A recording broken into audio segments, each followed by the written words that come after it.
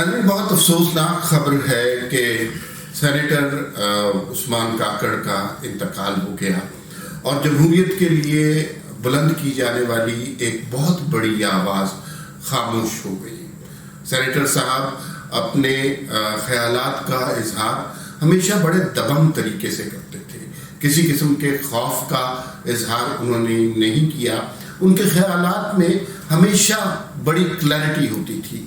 وہ اصل میں جان چکے تھے کہ اس ملک کے اصل مسائل کیا ہیں اور اس کا سد باب کس طرح کیا جا سکتا ہے۔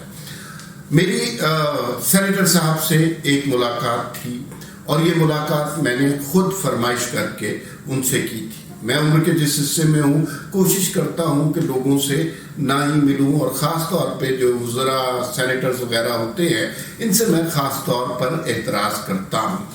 لیکن آپ کو یاد ہوگا کہ مارچ 2018 میں چیئرمین سینٹ کا الیکشن ہوا تھا۔ اس چیئرمین سینٹ کے الیکشن کے بعد صادق سنجرانی صاحب منتخب ہوئے تھے چیئرمین سینٹ۔ کچھ 57 ووٹ انہوں نے لیے تھے اور اپوزیشن کے جو نمائندہ امیدوار تھے وہ راجہ ظفر الحق تھے اور انہوں نے تقریباً 46 یا 47 ووٹ لیے تھے۔ جب یہ انتخاب ہو چکا تھا، ساری کارروائی مکمل ہو چکی تھی، تو سینیٹرز کو خطاب کا موقع ملا تھا۔ سینیٹر صاحب نے خطاب کیا اس موقع پہ، عثمان کاکڑ نے، لالا عثمان کاکڑ انہیں کہتے تھے، اور وہ خطاب ایسا تھا کہ اس نے چند منٹوں کے خطاب میں پاکستان کی تاریخ کو درست کر دیا۔ اور میں اس سے پہلے سینیٹر لالا عثمان کاکڑ کو نہیں جانتا تھا، لیکن تھوڑے ہی دنوں میں اس خطاب کے بعد وہ پورے پاکستان کے ہیرو بن گئے، اس لیے کہ جو نعرہ پنجاب سے، پاکستان سے لگ رہا تھا، ووٹ کو عزت دو، سینیٹر عثمان کاکڑ نے جو بات کی وہ اس پر بالکل صادق آتی تھی، اور انہوں نے اپنے صوبے کے حوالے سے جو خیالات کا اظہار کیا وہ بھی ہمارے لیے نیا تھا، کیونکہ ہم اسلام آباد میں رہتے ہوئے چھوٹے صوبوں کی صورتحال کو نہیں جانتے، نہیں پہچانتے، اور بعض اوقات وہاں پر جو مظالم ہو رہے ہیں وہ ہمیں علم نہیں ہوتے۔ سینیٹر صاحب نے ان تمام مظالم کا ہمیشہ کھل کر ذکر کیا۔ اس سے پہلے کہ ہم سینٹ کے الیکشن، چیئرمین سینٹ کے الیکشن کے بارے میں بات کریں، تھوڑی سی عثمان کاکڑ کے بیک گراؤنڈ کے حوالے سے کر رہے ہیں۔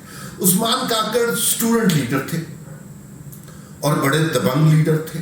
مڈل کلاس سے ان کا تعلق تھا، یہ کوئی بہت امیر کبیر سیاسی فیملی سے ان کا کوئی تعلق نہیں تھا۔ مقرر بہت کمال کے تھے، خوش شکل اور خوش لباس آدمی تھے۔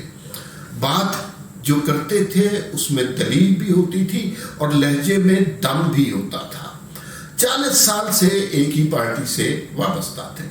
یہ وہ لوگ نہیں ہیں جنہوں نے سیاست پرمٹوں کے لیے یا پیٹرول پمپوں کے لیے یا لوٹا بننے کے لیے کی ہو۔ یہ نظریاتی سے لوگ تھے اور ایک ہی سیاسی جماعت کو جوائن کیا اور ہمیشہ اس کے نظریے پر قائم رہے۔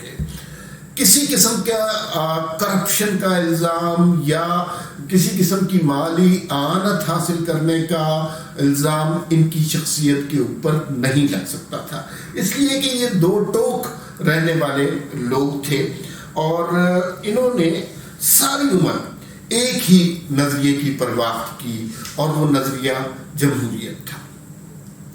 لالا عثمان کا انتقال کیسے ہوا؟ بہت سی کچھ غلط خبریں بھی چل رہی ہیں۔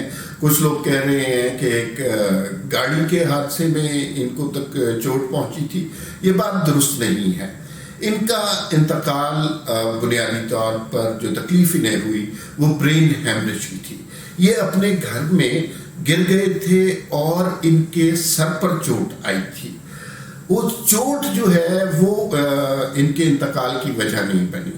ڈاکٹرز کے مطابق چونکہ ان کو برین ہیمریج ہوا تھا، یہ اپنا توازن قائم نہیں رکھ سکے تھے اور یہ گر گئے تھے، اس کی وجہ سے سر پر چوٹ آئی ہے، لیکن پہلا مسئلہ جو تھا وہ برین ہیمریج کا تھا۔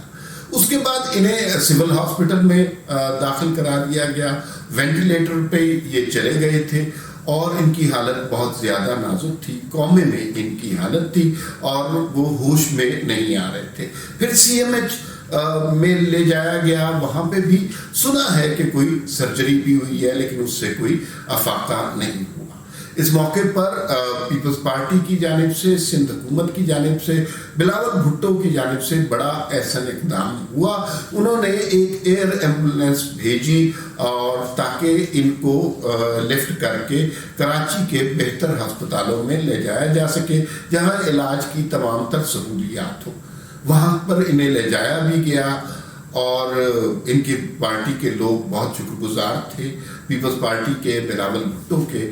لیکن بدقسمتی سے یہ کراچی میں جا کر بھی جانبر نہ ہو سکے اور جمہوریت کے لیے بات کرنے والی ایک بہت بہت پرعزم آواز کو داغ مفارقت دینا پڑا اور ایک سانحہ ہے جمہوریت کے لیے اور جمہوریت پسندوں کے لیے.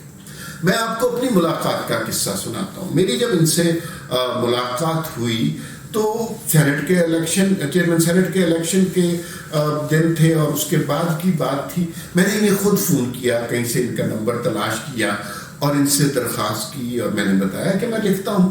تو بغیر کسی تعامل کے انہوں نے کہا کل آ جائیں پارلیمنٹ لاجز میں.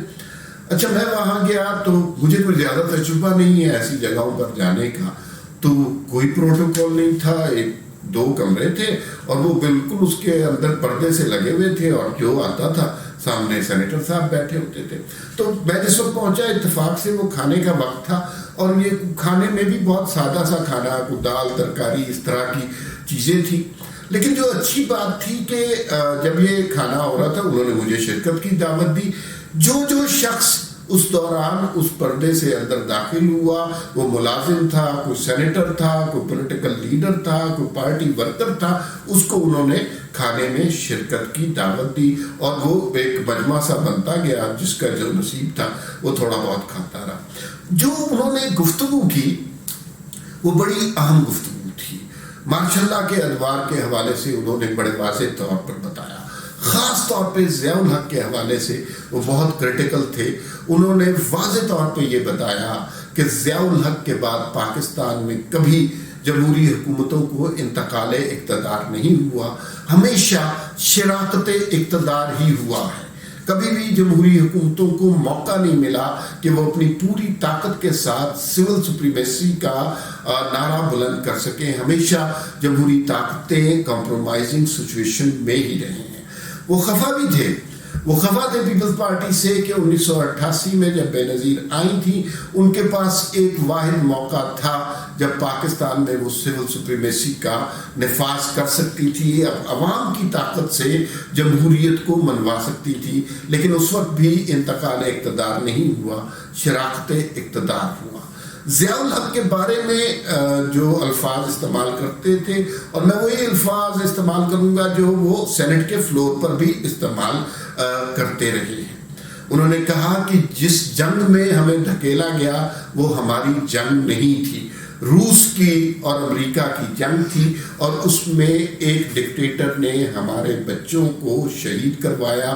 ہزاروں کی تعداد میں ہمارے بچے شہید ہوئے اور یہ ڈکٹیٹرز ہمیشہ اسی طرح کرتے ہیں, ذاتی مفاد کے لیے ملکوں کو تباہ کر دیتے ہیں. ہماری اخلاقیات, ہماری سماج اور ہماری معیشت کو اس کے بعد سنبھلنا نصیب نہیں ہوا. جنرل مشرف کے بارے میں بھی وہ کچھ اسی طرح کے خیالات کا اظہار کرتے تھے اور کہتے تھے کہ وہ اگر اس کو نشان عبرت نہ بنایا گیا تو پھر یہ معاشرہ ترقی نہیں کر سکے گا, یہاں پر جمہوریت کبھی نہیں آ سکتی. وہ اس بات کے حق میں تھے کہ جنرل مشرف کو سخت سے سخت سزا دی جائے. ضیاء الحق کے بارے میں اور جنرل مشرف کے بارے میں جو سینٹ کے فلور پر انہوں نے جو الفاظ استعمال کیے وہ یہ تھے کہ یہ لوگ امریکہ کے پٹھو تھے, امریکہ کے کہنے پر اس ملک میں تباہی کرتے رہے. انہیں اپنے ملک سے, اپنے عوام سے قطعاً کوئی محبت نہیں تھی. یہ پھر جمہوریت کے حوالے سے وہ ایک دلیل ہمیشہ دیا کرتے تھے. وہ کہتے تھے کہ بھائی دنیا میں 7 ارب کی آبادی ہے, 193 ممالک ہیں, سب کا جمہوریت پر ایمان ہے, سب جمہوریت کے ثمرات حاصل کر رہے ہیں. ایک ہمارا ملک ہی ایسا بد نصیب ہے جہاں پر آج تک یہ بحث ہو رہی ہے کہ جمہوریت زیادہ بہتر ہے یا آمریت زیادہ بہتر ہے. آمریت کے کیا فائدے ہو سکتے ہیں اور صدارتی نظام اگر تخلیق کیا گیا تو اس کے کیا ثمرات ہو سکتے ہیں. وہ عثمان کاکڑ بڑے سخت الفاظ استعمال کرتے تھے اور وہ کسی سے ڈرنے والے دبنے والے بالکل بھی نہیں تھے. پھر میں آپ کو بتاتا ہوں کہ یہ جو گزشتہ سال گزرے ہیں یہ جمہوریت پسندوں کے لیے بہت تکلیف دہ سال گزرے ہیں. ہم نے دیکھا کہ ہمارے دوست ارشد وحید چودھری کا جو بڑے جمہوریت پسند صحافی تھے اور بہت اچھا لکھتے تھے، ابھی ان کے کریئر کا آغاز تھا اور ان کا انتقال ہو گیا. جج ارشد ملک ان کا کرونا میں انتقال ہو گیا. حاصل بزنجو جو ایک بہت زبردست آواز تھی عوام کے حقوق کے لیے، سول سپریمیسی کے لیے، وہ آواز ہم سے جدا ہو گئی.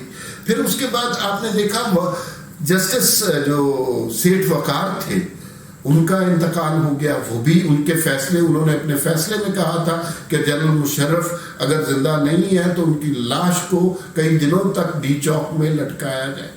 پھر مشاہد اللہ خان بہت بڑا نام، بہت جمہوریت پسند شخص، پڑھے لکھے آدمی، شعر سے شغف رکھنے والے، ان کا انتقال ہو گیا.